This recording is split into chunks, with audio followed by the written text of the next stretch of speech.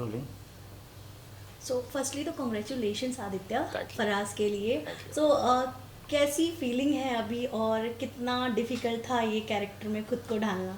फ़िलहाल तो बहुत ही बढ़िया लग रहा है क्योंकि लोगों को पिक्चर पसंद आ रही है, परफॉर्मेंसेस पसंद आ रहे हैं.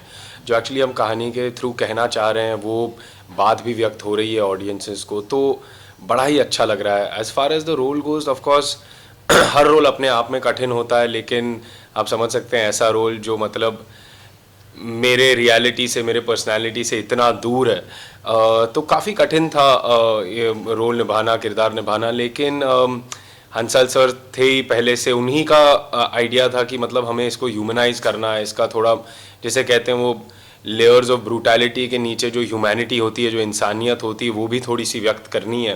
तो फिर वही हमारा इरादा था पहले से ही. स्क्रिप्ट में भी पहले से ही वही बातें लिखी हुई थी, वो नुआंसेस प्रेजेंट थे, मौजूद थे. जैसे मतलब जो स्क्रिप्ट जो राघव कक्कड़, कश्यप कपूर और रितेश राज सर ने लिखी है, तो था कठिन ज़रूर, लेकिन एक बहुत ही जिसे कहते हैं इनलाइटनिंग एक्सपीरियंस था. बहुत कुछ सीखने को मिला.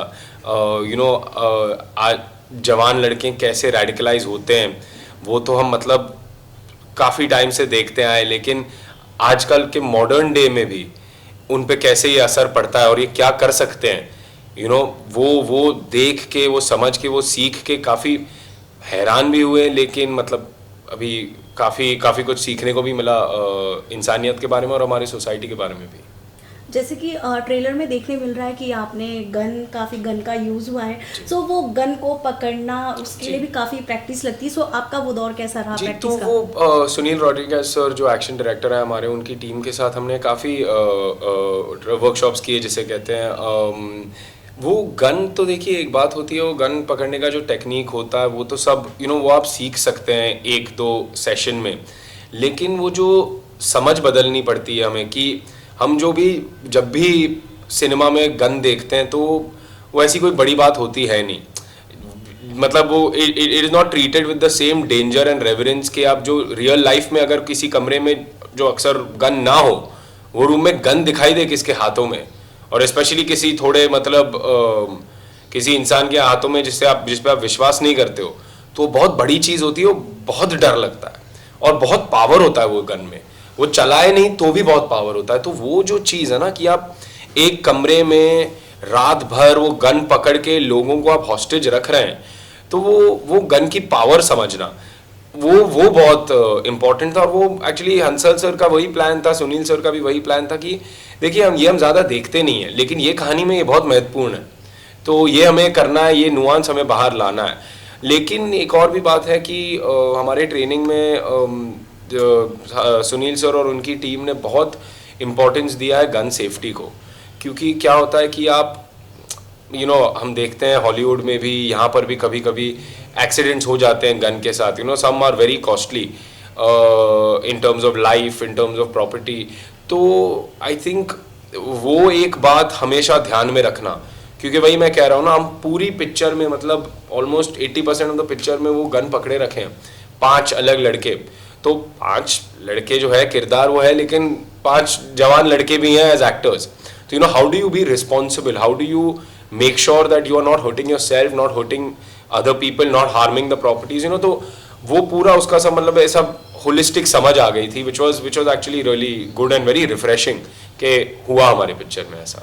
सो फराज का जो कैरेक्टर आपने प्ले किया है जी. वो करने के बाद कितने दिन तक आप उसी कैरेक्टर में रहे शूट खत्म होने के बाद भी? जी, तो जो कैरेक्टर मैंने प्ले किया उसका नाम निब्रास है. वो मतलब वो ऐसा करते हैं ना, जैसे कहते हैं ना जी कि आप कुछ भी काम करते हैं जिसमें आप लगन मेहनत से आप काम करते हैं, जिस पे समय बिताते हैं आप, तो वो थोड़ा सा आप में रह ही जाता है कहीं ना कहीं. इन terms of whether it is in this case, of course hopefully वो किरदार के क्वालिटीज़ ना आ जाए, बट वो जिससे जो समझ मिली है इसमें ये काम करके, ये कहानी पे काम करके, हंसल सर के साथ काम करके, तो वो सारी चीज़ें मतलब मैं ऐसा मानता हूँ कि मैं आई वुड होप कि I keep it with me और मैं आगे ले जा सकूँ. कभी कभी कोई कैरेक्टर लाइट कम हो गया ना. चेक करो. Rolling. सो कभी कभी किसी कैरेक्टर को करने के लिए काफ़ी स्टडीज़ भी करनी पड़ती है, और ये एक ऐसा कैरेक्टर था जो काफ़ी सेंसिटिव भी है, सो आपको क्या कुछ करना पड़ा इसके लिए? तो जैसे आपने कहा तैयारी तो करनी पड़ती है, और मैं तो मतलब बेशक तैयारी करने में मानता ही हूँ। मुझे एक्चुअली जब मैं अगर मैं मेरी बुनियाद अगर यू नो सॉरी फिर से ले लेते हैं। एक मिनट बोलिए। तो जैसे आप कह रहे हैं मतलब तैयारी तो करनी ही पड़ती है, और मैं तो मतलब प्रेपरेशन में ही मानता हूँ। मुझे एक्चुअली कॉन्फिडेंस मिलता है अगर मैं ज़्यादा प्रिपेयर्ड हूँ, अगर मेरी बुनियाद कड़क है तो मुझे एक्चुअली जब मैं सेट पे उतरता हूँ या स्टेज पर उतरता हूँ तो मुझे तब मैं फ्रीडम के साथ डिस्कवर कर सकता हूँ नई चीज़ें while on stage, while on set. लेकिन अगर आपकी प्रेपरेशन स्ट्रॉन्ग ना हो तो आप उसी में अटके रहते हैं, वही सोचते रहते हैं, तो you can not really perform and be completely present. At least that's my process for me. तो इस रोल के साथ भी वही हुआ। हंसल सर ने हमें 1 महीने की लगभग वर्कशॉप कराई थी। हमने काफ़ी रीडिंग्स किए साथ में, सारे जो यंग कास्ट है रेस्टोरेंट में साथ में मिलके हमने रीडिंग्स की। हमने उनके जो हंसल सर के जो पुराने एसोसिएट है इखलाक अहमद खान, जो फिल्म के एसोसिएट राइटर भी है, उनके साथ हमने जो कुरान शरीफ की जो सुराहें हैं या नमाज़ पढ़ने का जो तौर तरीका होता है, या फिर आप जो इंटरप्रिटेशन की बात बोलते हैं कि आप एक ही सुरा लेके आप 1000 तरीक़ों से इंटरप्रेट कर सकते हैं। हमारी पिक्चर में तो 2 बड़े डिस्टिंक्ट तरीक़ों से इंटरप्रेट होते हैं। तो ये सारे जो एस्पेक्ट्स है उस पे हमने काम किया। खैर हमने अपना खुद का भी रिसर्च और रीडिंग किया, और आई थिंक वही पॉइंट वही था कि आपको समझना है कि ये लड़के लोग इस मुकाम तक कैसे पहुंचते हैं, वो इम्पोर्टेंट था। और as an actor I think आपका मेन जॉब रहता है कि you have to make the audience believe that what you're saying and doing is true and it's honest. So how do you get yourself to believe what this character is saying and doing? मतलब ये इतना घिनौना काम है, इतना reprehensible काम है, ये करते हुए ये जो कहते हैं वो कहते हुए तुम कैसे बिलीव कर पाओ एज एन एक्टर वो किरदार को। तो वो एक्चुअली सबसे बड़ा चैलेंज था। बट यू नो मैं शुक्रगुजार हूँ कि हंसल सर की गाइडेंस के साथ हम वो कर पाए। जैसे कि आपने कुरान शरीफ का जिक्र किया अभी, तो आपका रिलीजन और जो आपने कैरेक्टर प्ले किया है वो काफ़ी अलग है। सो उन चीज़ों को दिमाग में रखकर क्या कुछ करना था, बिकॉज वो एक बहुत ही डिफरेंट रिलीजन हो जाता है। देखिए एज एन एक्टर आपको हमेशा किरदार भी प्ले करने पड़ते हैं जो आप शायद हो नहीं। यू नो मतलब मैं शायद अगर मैं कहूँ कि मैं मास्टर्स करके बैठा हूँ यहाँ पर, लेकिन अगर मुझे कल किसी 10th पास का रोल करना पड़े तो मुझे वो सीखना पड़ता है। मुझे वो चीज़ें जो मैंने शायद लर्न की हो लाइफ में मुझे अनलर्न करनी पड़ती है, नई चीज़ें सीखनी पड़ती है। तो that is a part of a actor's job to do things that you might not normally be, or to play roles that are very different from what you are. लेकिन मैं ऐसा मानता हूँ कि जब आप वो करते हैं तो आपकी जिम्मेदारी बढ़ जाती है और आपको फिर तैयारी ज़्यादा करनी पड़ती है, क्योंकि जाहिर सी बात है अगर मैं मुसलमान नहीं हूँ और मुझे अगर कुरान शरीफ की सुराहें पढ़नी है या नमाज़ पढ़नी है तो फिर लोगों की निगाहें डटी रहेगी। लोग भी बोलेंगे कि भाई देखो गलती यहाँ वहाँ हुई है या नहीं हुई है, तो वो मतलब जाहिर सी बात है उस पर थोड़ा सा प्रेशर, थोड़ी सी रिस्पॉन्सिबिलिटी बढ़ जाती है। लेकिन अगर आप जी तोड़ के मेहनत करो तो शायद परिणाम सही निकले, और आई होप कि हमारे इस केस में भी वही हुआ है। बट मैं वही कहना चाहूँगा कि we were cognizant of the responsibility. मतलब हमें पता था कि बहुत बड़ी जिम्मेदारी है, एक्स्ट्रा जिम्मेदारी उठाई है हमने, लेकिन उसी के लिए हमने वो 1 महीने का प्रेपरेशन और वर्कशॉप किया जो आई थिंक सब करके सही निकला है कुछ। तो ट्रेलर देखने के बाद आपके पापा का क्या रिस्पॉन्स था? तो ट्रेलर देखने के बाद, पिक्चर देखने के बाद उनको तो बड़ी अच्छी लगी पिक्चर। उनको जो हंसल सर कहना चाह रहे थे कहानी के थ्रू, जो राइटर्स कहना चाह रहे थे कहानी के थ्रू, उनको भी वो बात काफ़ी अच्छे से समझ में आई। उनको परफॉर्मेंसेस भी काफ़ी अच्छे लगे। हमने तो बैठ के मतलब हम हर परफॉर्मेंस के बाद जो भी हम एक दूसरे का अगर काम देखते हैं तो हम 1, 2, 3 घंटे बैठ के बस बतियाते हैं उस पर, उसको एनालाइज करते हैं। तो हमने इसी के साथ भी वही किया। लेकिन मैं काफ़ी खुश हूँ कि उनको परफॉर्मेंस पसंद आया। क्या कभी ऐसा हुआ है कि आपको किसी प्रोजेक्ट के लिए अप्रोच किया गया हो, बट आपको पहले आपको मतलब पापा से डिस्कस करना आपको पसंद हो कि हाँ मुझे इस कैरेक्टर के लिए? नहीं, मैं प्रेफर करता हूँ कि मैं अपने डिसीजंस खुद ही लूँ। ऑफ कोर्स मैं उनकी एडवाइस तो लेता ही हूँ, मतलब वो इतना नॉलेज है उनको, इतना एक्सपीरियंस है, वो मेरे लिए केयर भी करते हैं, तो मतलब ऑफ कोर्स मैं बेवकूफ़ रहूँगा अगर मैं उनकी सलाह ना लूँ। लेकिन ऐसी चीज़ों के लिए जो कहानियों के पिक्चरों के डिसीजन लेने पड़ते हैं या वो सब चीज़ों के लिए मैं अपने इंस्टिंक्ट में मानता हूँ, क्योंकि अगर आप किसी और का सुन के, no matter how well meaning, अगर आप किसी और का सुन के आप डिसीजन ले रहे हैं, आप काम कर रहे हैं, तो आपका काम नहीं होता है।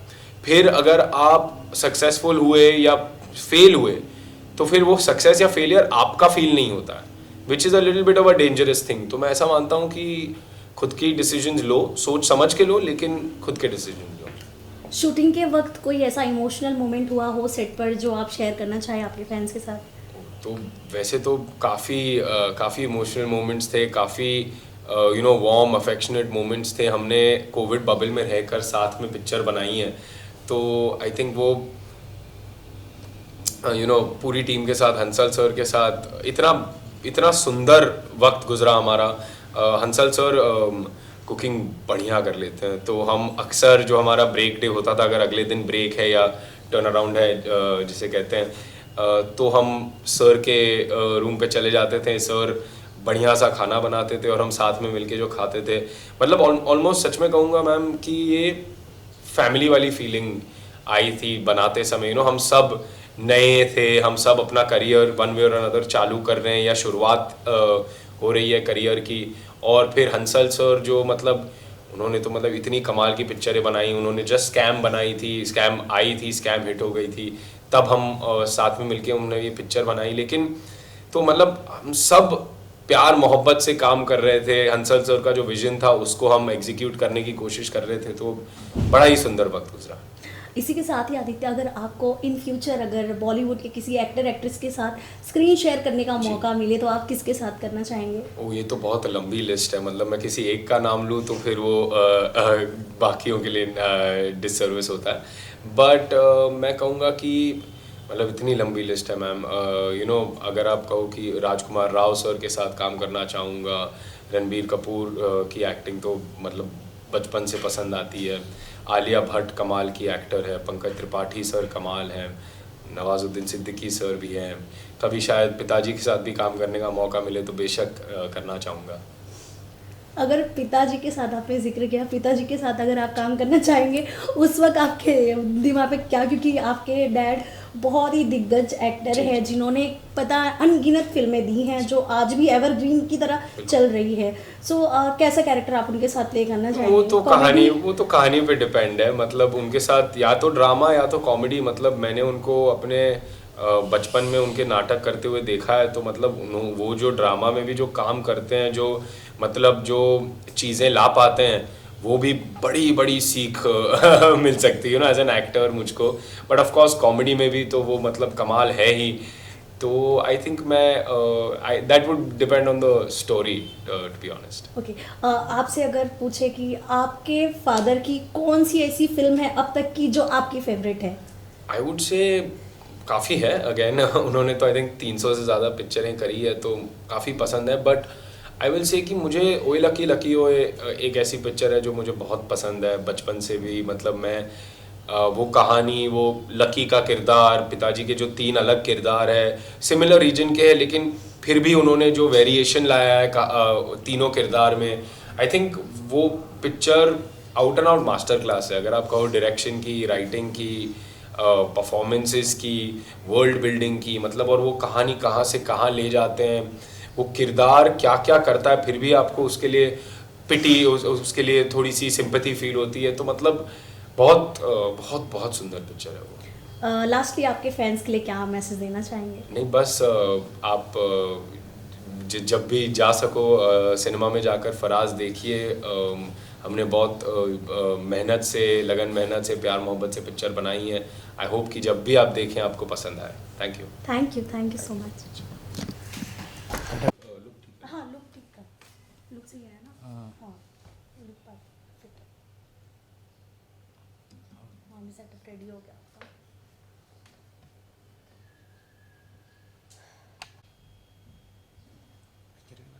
ट्रेलर वाकई बहुत अच्छा है। आपने Movie- picture देखी? अभी पिक्चर के लिए टाइम नहीं मिला अभी, क्योंकि एक भी किक ऑफ नहीं आया है, बट ट्रेलर तो बहुत अच्छा है। ट्रेलर तो मतलब बहुत पसंद आया मुझे। थैंक यू पिक्चर भी देखी ट्रेलर इतना एक्साइटिंग है तो फिर मूवी देखना ही पड़ेगा।